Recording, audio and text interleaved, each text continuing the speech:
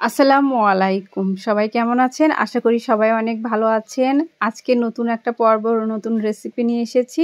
আশা করছি দেখে বুঝতে পারছেন নতুন একটা পিঠার রেসিপি নিয়ে এসেছি। তো আমার এই পিঠা কিন্তু খেতে খুবই মজা।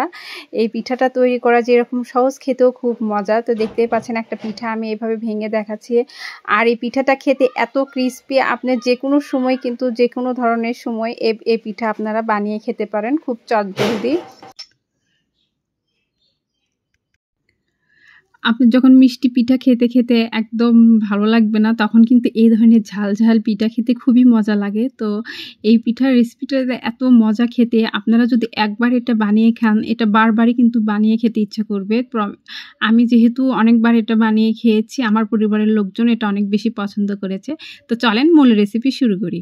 তো এখানে আমি ১ কাপ পানি নিয়েছি। এই পানির মধ্যে অর্ধেক একটা পেঁয়াজ দিয়ে দিলাম। একটা পুরোটাই পেঁয়াজ ছিল। তো সেই পেঁয়াজটা দিয়ে নিলাম। আর এখন এখানে ৪-৫টা কাঁচামরিচ আমি এটা কেটে নিয়েছি। এই কাঁচামরিচটা দিয়ে নিলাম। তো একটু বলক আসা পর্যন্ত একটু অপেক্ষা করব। এটা আমি খুব ভালোভাবে এটা নাড়িয়ে দিচ্ছি। যেহেতু শুকনা চালের আটা দিয়ে আমি এটা করব, ১ কাপ আটার জন্য কিন্তু ১ কাপ পানি আর সামান্য পরিমাণে হয়তো লাগতে পারে। যার যেরকম আটা, যদি ভেজা আটা থাকে সেক্ষেত্রেও একরকম লাগবে। তো পানির মধ্যে যেহেতু একটু করে সামান্য বলক চলে আসতেছে, তো এখানে আমি আদা রসুন বাটাটা দিয়ে নিলাম। তো আদা রসুন বাটা দিয়ে একটু ভালোভাবে নাড়িয়ে নিচ্ছি।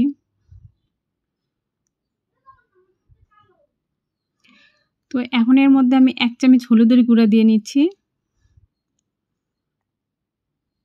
১ চামচ মরিচের গুঁড়া দিয়ে নিচ্ছি। ঝাল যে যেরকম খান, আমি এখানে ৪-৫টা কাঁচামরিচও দিয়েছি। আবার ১ চামচের মতো লাল মরিচের গুঁড়া দিলাম। আর এটা হচ্ছে ভাজা জিরা গুঁড়া। তো এই কয়েকটা ভালো করে খুব মিশিয়ে নিচ্ছি। তো পানিতে আরেকটা বলক আসার জন্য অপেক্ষা করছি। তো আমার কিন্তু পানির ভিতরে সুন্দর একটা বলক চলে আসছে। মশলাগুলোও প্রায় অনেকটা হয়ে আসছে। তো এখন আমি এর মধ্যে ১ কাপ শুকনো চালের আটা আমি দিয়ে নিচ্ছি। তো এটা দিয়ে আমি খুব ভালোভাবে নাড়িয়ে দিচ্ছি। যেহেতু একটু শুকনা চালের আটা, আমার ১ কাপের একটু সামান্য একটু বেশি লেগেছে। তো দেখতে পাচ্ছেন আটার সাথে একদম পানিটা একবারে শুকনো অবস্থায় আছে। তো আমি আরেকটু সামান্য একটু পরিমাণ দিয়ে নিয়েছি। তো আপনাদের যেরকম আটা এরকম ভেবে আপনারা হচ্ছে পানিটা দিয়ে নেবেন।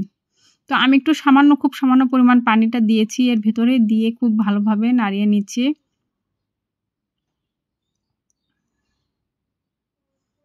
আর এটা দেখতে মনে হচ্ছে অনেকটা নরম, কিন্তু এটা যখন আমি একটু ভাপে দিব ৫ মিনিটের মধ্যে, দেখবেন যে আটাটা সিদ্ধ হয়ে এসে একদম এটা শুকনা, শুকনা হয়ে যাবে। তো আমি এখন ঢাকনাটা ঢেকে লো হিটে ৫ মিনিট আমি এটা রান্না করে নিব। তো ঢাকনা খুলে দেখতেই পাচ্ছেন আমি ৫ মিনিটের জন্য এটা ঢাকনা দিয়ে রেখেছিলাম। আর চুলার আঁচটা এখন লোতে আছে। তো খুব ভালোভাবে আটাটা কিন্তু সিদ্ধ হয়ে গেছে, ফ্রাই প্যান থেকে উঠে, উঠে আসছে। তো ঠিক এই সময়ে কিন্তু আমি ধনের পাতা দিয়ে নিলাম। 1/4 কাপ ধনের পাতা এখানে আমি দিয়ে নিলাম। তো সেই সময় কিন্তু এভাবে আটার মধ্যে ধনিয়া পাতা দিলে খুব সুন্দর একটা গন্ধ হয়। আর আটাটা যখন আপনি পিঠাটা তৈরি করবেন, হলুদের মধ্যে সবুজ এই কালারটা দেখতেও কিন্তু অনেক সুন্দর লাগে। তো একদম নামানোর আগ মুহূর্তে আপনারা ধনিয়ার পাতা দিয়ে নেবেন। দিয়ে সামান্য ২ থেকে ১ মিনিট নাড়িয়ে চুলাটা অফ করে দিবেন। এ পর্যায়ে কিন্তু চুলাটা আমার বন্ধ আছে। তো আটাটা কিন্তু আমার খুব ভালোভাবে সিদ্ধ হয়ে গেছে।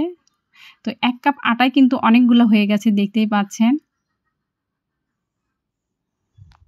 তো এটা আমি একটা প্লেটে ঢেলে নিয়ে খুব সুন্দর করে একটু ২ থেকে ৩ মিনিট মথে নিচ্ছি। তো নিয়ে এটা আমি ৩ ভাগে ভাগ করব। তো হাতে যদি এ পর্যায়ে একটু আটাটা লেগে আসে, তো সামান্য একটু আটা হাতে ভরে নিয়ে দেখবেন যে আটাগুলো এভাবে ঘুরিয়ে নিবেন, এই যে ডোটা, তাহলে দেখবেন যে হাতের সাথে লেগে আসবে না। তো আমি একটা ডো নিয়ে খুব সুন্দর করে এভাবে সাইজ করে গোল করে নিচ্ছি। তো এটা দিয়ে আমি একটা রুটি বানিয়ে নিব।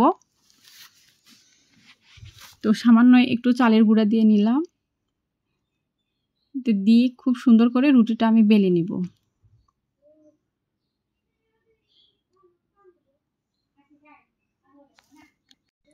তো রুটিটা কিন্তু খুব বেশি মোটাও না, খুব বেশি পাতলাও না, একটু মিডিয়াম সাইজের, একটু লম্বা করে গোল করে রুটিটা বেলে নিব। তো এরকম একটা কুকি কাটার দিয়ে আপনারা যে যেরকম ডিজাইন কেটে নিতে পারেন। তো আমি এটা দিয়ে এরকম করে ফুল শেপের মতন করে কেটে নিচ্ছি। আর এটা কিন্তু দেখতেও অনেক সুন্দর লাগে।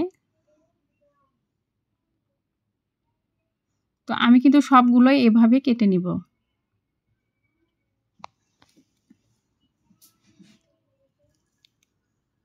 তো এই ফুলগুলো যেহেতু যেগুলো বানিয়েছি পিঠা আর যেগুলো আছে সেগুলো আমি আবার এইরকম করে বানিয়ে নেব। কোনো আটাই কিন্তু এখানে ফেলে দেওয়া যাবে না। তো আমার কিন্তু সবগুলোই এখানে পিঠা বানানো শেষ। দেখতে পাচ্ছেন ১ কাপ আটার কতগুলো আমার পিঠা হয়েছে। তো আমি এগুলো এখন ভেজে নেব।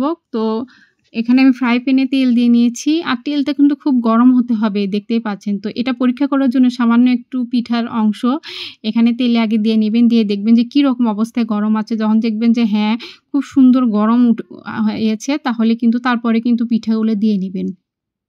তো আমি কিন্তু ওই পিঠার অংশটা ফেলে দিয়েছি। দিয়ে এখন আমি সবগুলো পিঠা এভাবে দিয়ে নিচ্ছি। তেলটা কিন্তু খুব গরম হতে হবে, দেখতেই পাচ্ছেন। এরকম গরম অবস্থায় যদি আপনারা পিঠাগুলো না দেন, তাহলে কিন্তু পিঠাগুলো ফুলবেও না, ক্রিস্পিও হবে না। তো আমি কিন্তু এইভাবে পিঠাগুলো দিয়ে উল্টিয়ে দিচ্ছি। আর মাশাআল্লাহ পিঠাগুলো কিন্তু অনেক সুন্দর ফুলে উঠেছে।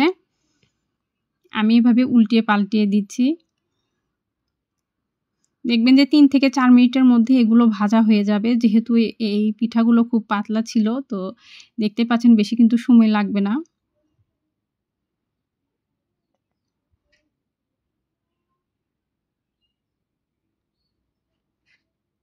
আমার কিন্তু এক পাশে ভাজা শেষ আর পিঠাগুলো কিন্তু হয়ে গেছে। এভাবে উল্টিয়ে পাল্টিয়ে সুন্দর করে আমি পিঠাগুলো ভেজে নিয়েছি।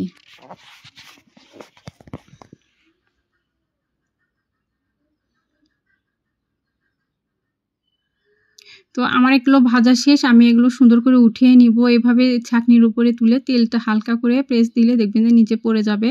তো একে একে সবগুলো পিঠাই কিন্তু এর ভিতরে দিয়ে নিয়ে আমি ভেজে নিব। চটজলদি কোনো মেহমান যদি আসে, তখন কিন্তু আপনারা এই ধরনের পিঠা বানিয়ে দিলে মেহমানটা খেয়েও কিন্তু আপনার অনেক প্রশংসা করবে। তো এই পিঠাগুলো কিন্তু সত্যি অনেক মজা। আপনারা একবার হলে এই পিঠাগুলো একটু ট্রাই করতে পারেন। দেখতেই পাচ্ছেন আমি আরও বেশ কিছু পিঠা এখানে ভেজে তুলে রেখেছি। তো আরও কিছু অংশ পিঠা আমি এরকম করে ভেজে নিচ্ছি।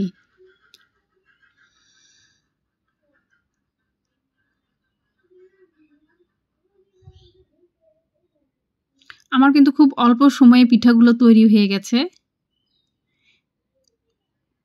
তো আমি এগুলো সবগুলো এভাবে উঠিয়ে নিচ্ছি।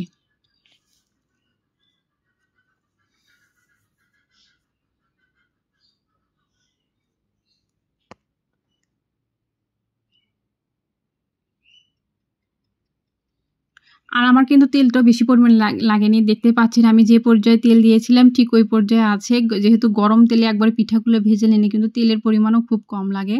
তো আমার কিন্তু পিঠাগুলো ভাজা শেষ। আমি এগুলো পরিবেশন করে দেখাচ্ছি। আর এগুলো এত মজা ছিল, আপনারা যদি একবার এটা তৈরি না করেন বুঝতেই পারবেন না যে এত সুন্দর করে চালের আটা দিয়ে খুব অল্প সময়ে এ ধরনের ঝাল মিষ্টি ঝাল পিঠা আপনারা তৈরি করে খেতে পারেন। তো এই পিঠাটা খেতে যে এত মজা, এর কোনো জবাব নেই। আপনারা যদি একবার বানিয়ে নেন, তাহলে কিন্তু বারবার এটা বানাতে ইচ্ছা করবে। তো আমার যে নতুন বন্ধু আছে, পুরাতন বন্ধু আছে, সবাইকে অসংখ্য ধন্যবাদ আমার ভিডিওটি দেখার জন্য। আর নতুন যারা বন্ধু হয়েছেন তাদেরকে অসংখ্য ধন্যবাদ আমার চ্যানেলটি সাবস্ক্রাইব করার জন্য। আর এই ধরনের কিন্তু নিত্য নতুন ভিডিও আমি সবসময় আপলোড করে থাকি। তো আমার চ্যানেলের সাথেই থাকবেন।